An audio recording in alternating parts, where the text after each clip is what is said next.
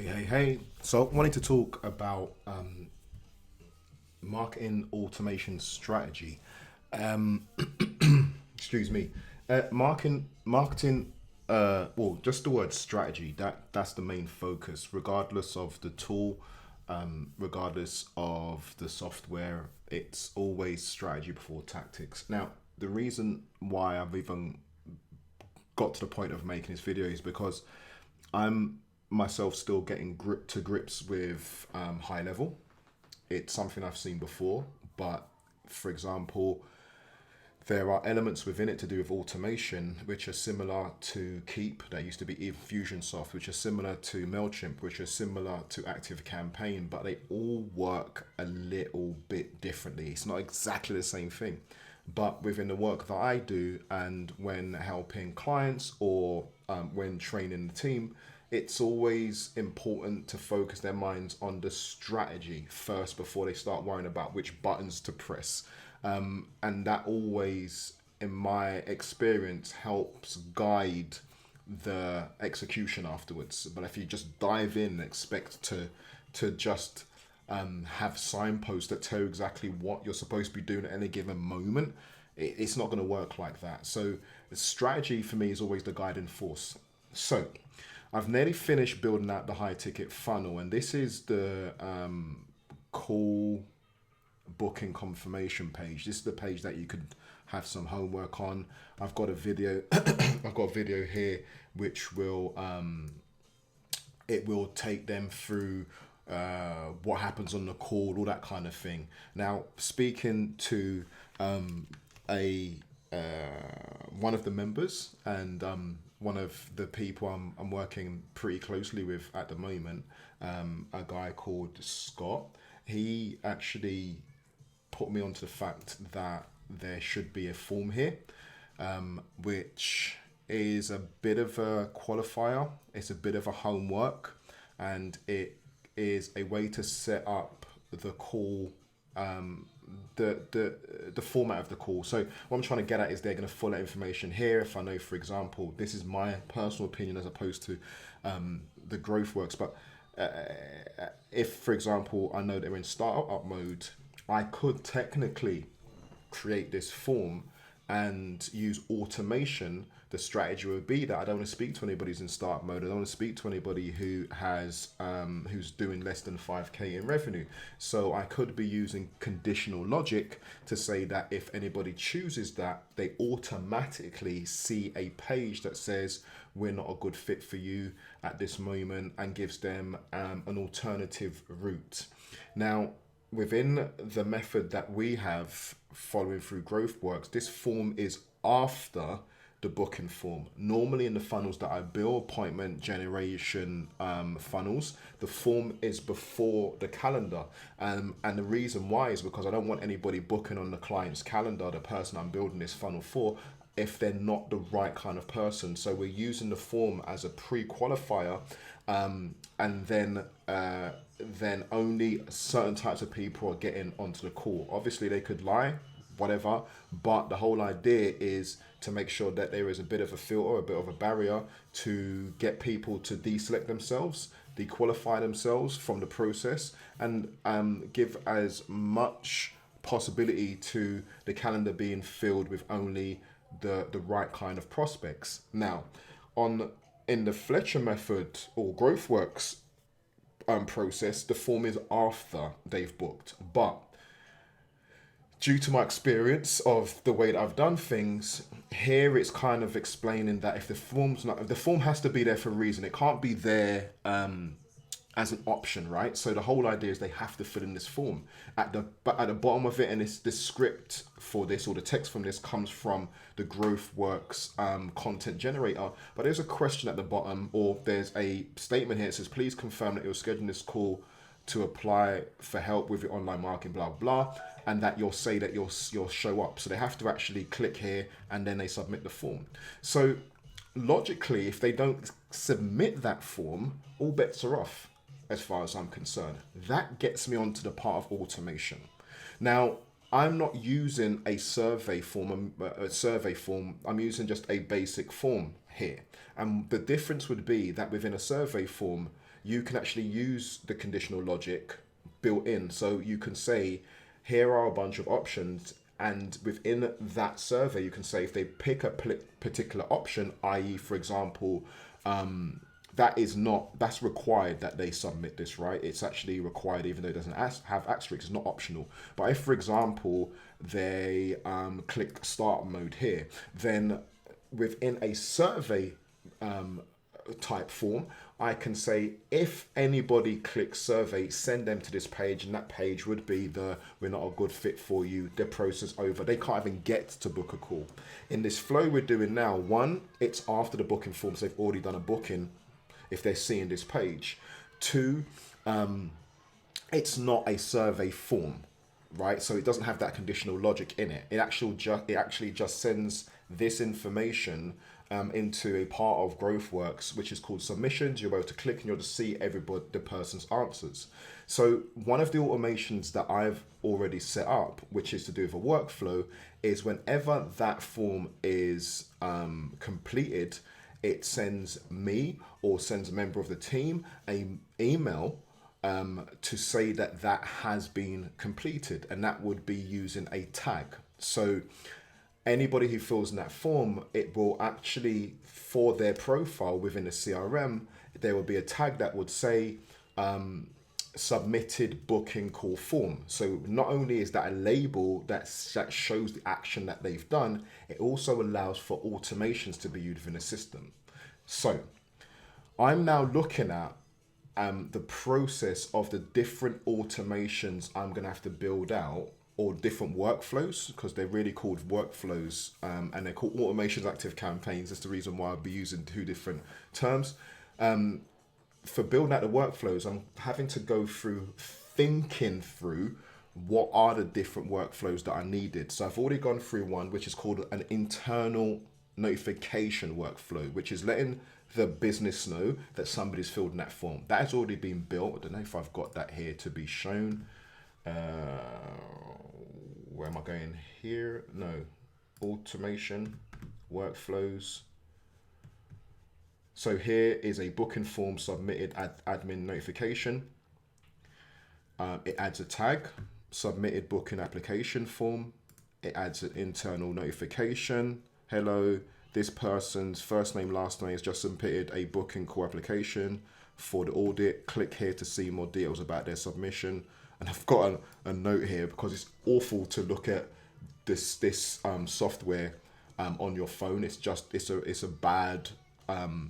a really bad experience, user experience. It's not meant for mobile, basically. So I've just put a note in here, and again, it's not to anyone per se. It's been sent to me at the moment while we're testing through, but it's going to be sent to the team. So it needs to be sent to them. It's from ASN CRM, right? Just saying to them, it's a notification. So that has already been done. But I wanted to talk to you about the overall process rather than what's been done and what's been said. So I'm not looking at how many emails have been sent. I'm not looking at the wording that's been sent. I'm not looking at what contact from address I'm using. I'm not looking at what address I'm sending to. I'm just planning out the automation. So I've put this together, and I hope it helps when it comes down to working out the different kind of workflows.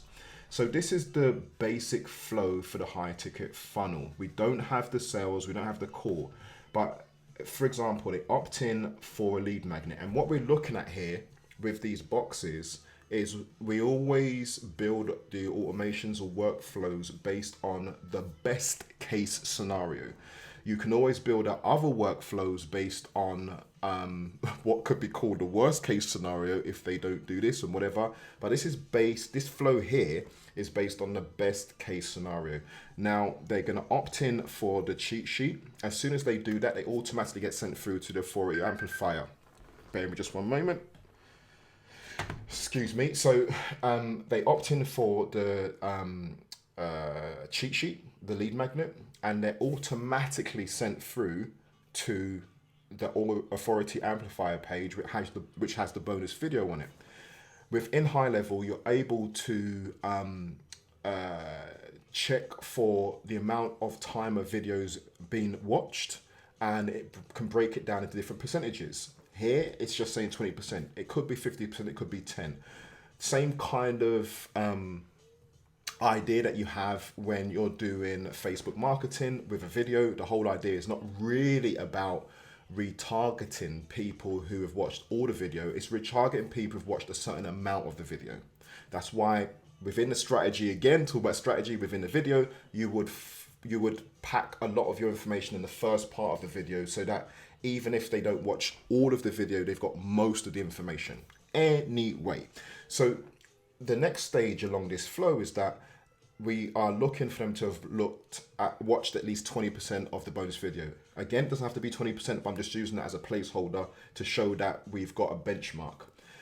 Next thing is that they've watched that video, they've been encouraged, enticed, inspired to go ahead and book a call. They book the call, and then they go through to the page where it's the booking confirmation, which has the post booking form, and that's where we started, by seeing that form that needs to be completed. So for each stage of that process, when we're going through planning, we basically give each of those stages a tag. So this tag, and this is going to be a generic strategy in the beginning, and then it can be made custom to the actual flow. So for example, if I'm using step 5 of my roadmap, then that first tag would be opted in for step 5 lead magnet. That would be its name. This next step would be watched probably exactly what it's got here, right? Watched at least 20% of bonus video. Now within what we do, because of the fact that the training on that authority amplifier is linked to the actual lead magnet, then it means that you'll have at least 9 authority amplifier videos, which means that the tag will be unique to that authority amplifier video, right? So here it would be watched at least 20% of step 5 AA video, for example. Next step, that's very general. The book a call doesn't make a difference which video or which lead magnet. The book a call is universal. So that would just be booked, whatever the name of the strategy or discovery call is. And then finally, completed post booking form. Again, that is going to be general, because it's not really linked to a particular lead magnet. Okay, so that's the first thing, is working out that flow, and then working out the tags that are going to be used to show us that they've done certain things along that flow. But now we move into the part of automation. And as we can see here, it's using tags, as we've just said, to track actions and guide leads through your sales funnel. So now we can move on to this part, which is the next step. And the idea is we're going to look at each step and its next step of the funnel and the tag. So as you can see here, it goes tag 1, tag 2, tag 2, tag 3, tag 3, tag 4. So if they've got tag 1, but no tag 2, and we'll see this on their profile, then what we know from those 2 tags, we follow it through, is that we know that they've opted in for the lead magnet, but because they only get the tag if they've watched at least 20% of the video, we know that if they have tag 1, but do not have tag 2, we know that they did not watch at least 20% of the bonus video. So in this last bit here, it's what we're going to do about it. And that means that the strategy is going to be, regardless of how many emails, if it's 1 email, 2 emails, if the email's got a certain header or not important, but the point is, what we're going to do about it is remind and or convince them to watch the video. That's going to be a way to guide them through the sales funnel step by step. The next thing we've got is, okay, tag 2, but no tag number 3, which means that we know that they watched at least 20% of the bonus video, because that's how they get tag 2, but they don't have a tag 3 because they only get that if they've booked a call, which means that at this point, we technically know that they've downloaded Lead Magnet, we know that they've watched the 20% of the video, but they did not go ahead and book a call. So at this point, what we are going to be doing is remind and or convince them to book a call. And then finally down here, we've got tag 3, but no tag 4. So if we follow that along, we know that they've booked a call, but we also know that they did not complete the booking form. Obviously, I've already got the notification, but if I don't get the notification, I don't know as per se. It's a way of knowing that if I get a notification, I know that they've done it, but there's at the moment no system inside that shows me that they didn't do it. If that makes sense, I hope that makes sense. So tag 3 but no tag 4, I know that they did not complete the post booking form, which is a reminder for them to complete the booking form.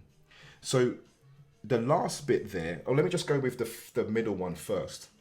So the booking of the call is a commercial intent action, right? You've got informational intent, you've got commercial intent. Informational intent is like getting a lead magnet or anything like that. It's not very close to signing on a dotted line. Booking a call is very close to signing on a dotted line. That's where that nurturing will come in, and we've already got the ninja nurturing sequence. This dog is really annoying me. I hope it's not bothering you too much. But we have this ninja nurturing sequence, and that's actually perfect for this stage here. And again, there's a whole system set up for the ninja nurturing sequence, but without that system, the strategy is still you're going to nurture them over time, educate them, and then get to the point where you're going to offer them the call at different points along that nurturing sequence.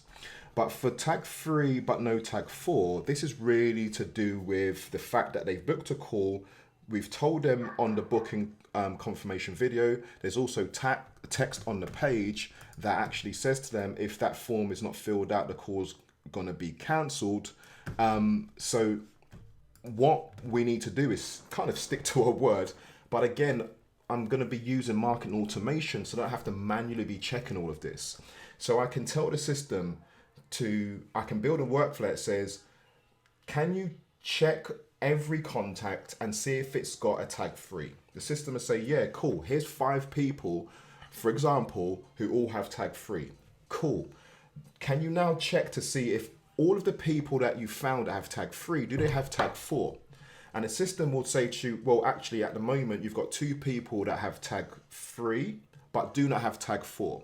So we can use the system to segment, and this happens within seconds, right? But we can use the system to segment, and now we've got 2 people who we know have filled in the booking form. Booked a call, but have not filled in the post booking form. So I will be building out in the near future a workflow that actually sends them an email and says to them, hey, it looks like you've booked a call. We're looking forward to speaking to you, but as you may have seen the video, and if you haven't, here you can watch the video and link through to that page with the video. It's really important that you fill that form in because it's going to help us shape the call, blah, blah, blah, blah, blah. And we're going to have a link through to the form. I could even use anchor tags within the code so that they don't end up here on the page when they click that link in the email, but they actually end up here. Right, I can use anchor tags to send them directly here. It's a small point, but the main point is that after they've sent that email, I can tell the system, okay, look, wait 1 or 2 days. Now this starts to get tricky when you start to look into, okay, if they've booked a call, how soon is the call actually taking place? Okay, again, the system can be used to work that out. But it's going to take a bit of thinking behind and planning, but it is totally possible for you to be able to get the system to note the day and time and then say to the system to go through the process we're talking about only if the call is, I don't know, 5 days in the future, whatever it might be. But before getting into that kind of nitty gritty, the overall strategy we're looking at here is for that last part, tag 3 but no tag 4, where they filled in, when they've booked a call, but they haven't filled in the post booking form. The strategy here is to get them to do that. And then we could say there's another layer on top, which again is going to be done automatically once built into the system, which is sending them an email cancelling, all done automatically. Cancelling the actual call, sending them an email to say why they've cancelled the call, letting them have a link to say if they want to book again, they can go ahead and book a call, but they have to fill in the form, that kind of thing. But I would go with the most basic form of this, which is to get them, remind them to fill in the form, maybe at least once after the booking has happened. So within a few hours of them actually completing the form, completing the call, because it happens, you fill in the scheduling form and straight away you're sent to the booking form. I would say within an hour or something like that, I would remind them about doing it. I would check again. I would send them another email. Okay, remember they need to be on the call. So best case scenario, they've forgotten. Not there being an a-hole, not that they actually are not the right person. They've forgotten, something's come up in their life. That's the mindset I'm using it. So it's a more obligation almost for me to be actually helping them and reminding them to go ahead and fill that form so everything's correct. But at the very least, if I send off one reminder email, or if I end up sending off two, it doesn't matter. At some point, I can get the system to say, okay, you've sent off one email, you've waited a moment, you've sent off a second email, check again. Do they now have tag 4? No. Send an internal notification.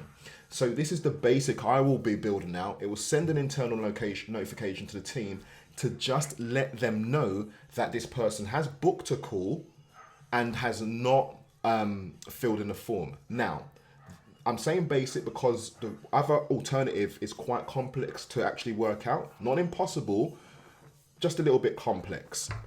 And as we're moving through minimum viable products, I'd rather have an internal notification sent through to the team. And this means that the team can be aware that, let's just assume, again, best case scenario, that the person ends up on a call, that the team reminded, whoever's dealing with that call is going to be reminded to go through that form with them on the call.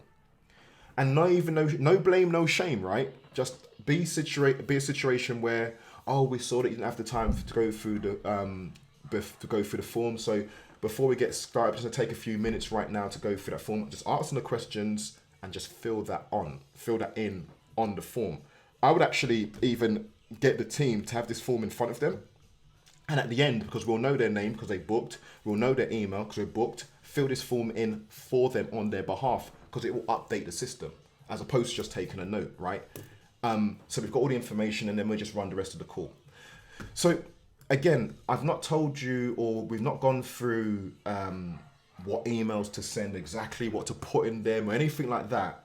I really want to help you and encourage you to think about the strategy when you're now starting to use such a CRM like High Level or another one like MailChimp. They're really useful. And when it comes down to artificial intelligence or that kind of stuff, this kind of stuff has been around for quite a while. We can talk about the level of intelligence, but it is based on what we call behavioral marketing. And by using tags and triggers, what you're doing there is that you are pre-planning and forecasting certain kinds of behavior and then asking the system to look for this behavior based on these strategic tags you're placing along your funnel and then getting certain things to happen. This is how you end up doing a small team to many or one to many with this kind of amazing software, is that you can actually end up sending very personalized messages at different stages of the sales funnel in this kind of way to get people to move along the sales funnel. So I hope that has been useful to you. I wish you a good rest of your day and see you around the school.